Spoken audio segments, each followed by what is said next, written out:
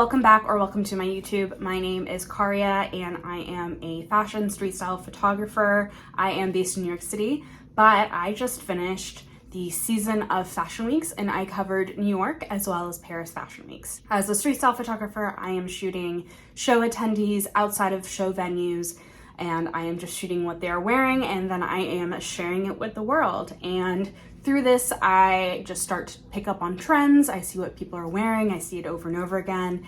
And I wanted to share some of these observations that I have made into of where I think fashion is going for the rest of the year as we are heading into spring and then summer, fall, and winter. This season was, the collections for fall and winter, but of course we are also seeing, the street style reflecting what we're going to be seeing as well in spring and summer. These are purely just my observations of what I was seeing people wearing in New York and Paris outside of shows. Take with it what you will and what you want. You totally do not need to rush out and buy all these things. I am actually categorizing most of these trends into three kind of aesthetics, if you will. So some might appeal to you, some might not. You can kind of mix and match between the aesthetics to, create an entirely new thing. So yeah, let's just dive into it. A note as I am editing, I was recovering from a cold when I filmed this, and I was definitely still pretty congested, and you can hear that in some of the words that I say that just do not sound like they should sound. So yeah, sorry about that. So the first aesthetic that I observed is what I'm calling girlcore. And this is kind of building upon the ballet core and coquette style that we've been seeing over the last few seasons. There's still lots of lace and bows and flowers, very girly, frilly, romantic styles. But this feels more like it is really going back to childhood and teenage styles and like healing your inner child with fashion. Saw a lot of really whimsical styles like these fun fruit hats, Crocs with lots of gibbets, and comfort childhood characters like Miffy and Hello Kitty. Especially in Paris, I saw a lot of white lace tights as well as just white or pale pink pastel tights, which feels very much so like going to ballet class growing up. I grew up as a ballerina and I had so many pairs of these tights, and it just definitely feels like a very distinct recall to that time in my life. I saw a lot of keychains, and especially like plushy keychains and bag charms on bags. So you would see a Birkin and it would have a bunch of keychains, or a Miu Miu bag. Actually, especially outside of the Miu Miu show, a lot of show attendees were styled with kind of these disheveled looking bags that had bag charms on them. The next big aesthetic that I noticed was 90s minimalism. I think that a lot of people are starting to pare down their wardrobes, being a little more conscious about pieces that they're buying, making sure that they are multifunctional, that they are maybe more sustainable, well made, and they can be worn forever and ever. I also think a lot of people need their clothing to be worn both day and night. Return to the office, the aesthetic of the office Siren, they kind of want clothing that can go from day to night, office to going out to dinner or for drinks with friends. So I saw a lot of simple and functional trenches. A lot of people where their outfit was just the trench and then maybe like a pair of boots. Speaking of boots and shoes, I saw a lot of pointy shoes, so either heels or boots that kind of had a very distinct like 90s silhouette to them. A lot of relaxed and little oversized fit blazers and trousers. These pieces were usually in a neutral color like gray or white. Again, harkening back to workwear, as well as more bodycon, pencil skirts, and dresses. I also noticed really minimal jewelry and accessories, maybe just a simple necklace, a simple earring.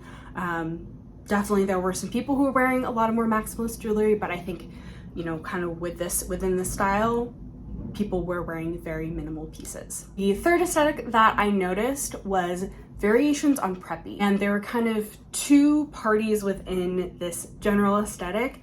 The first was old money prep, and the second was eclectic grandpa or kind of like academia prep. For the old memory prep, it was very reminiscent of Chanel. A lot of brands and designers are borrowing Chanel's style signatures. So the lady jacket, lots of pearls, lots of tweed, and Birkins and Kellys as well. That, you know, the kind of old money, big, expensive bag. The sweater tied around your shoulders trend also feels very old money to me. Felt like you were raiding your grandmother's closet, but like for her designer things, for her best things, things feel very put together, very, you know, every single piece is very intentional and it all goes together. And then on the other side is the eclectic grandpa or academia core, kind of dressing up like your professor or you're going to an Ivy League in the 70s. A lot of knitwear, vests and sweaters. And you see a lot of socks paired with loafers and flats, a lot of menswear, so ties and suits, a lot of like blazers, tweed blazers. Also in the preppy vein, a lot of polos and other collared shirts, and also glasses. A lot of people are wearing just glasses for fun, not prescription or anything. And I definitely think that the, you know, overall